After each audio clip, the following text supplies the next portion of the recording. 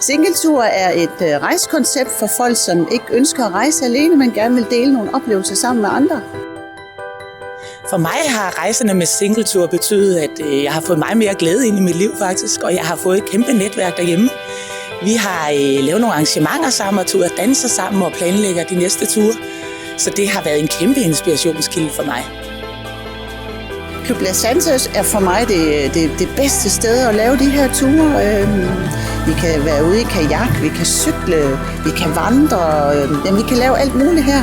Det er en kæmpe legeplads for singler, som vil have det sjovt sammen. Både det at kan vælge at løbe en tur selv, men også vælge at løbe med andre. Og svede sammen og hygge sig sammen og få pulsen op sammen. Jeg synes simpelthen, det er fantastisk.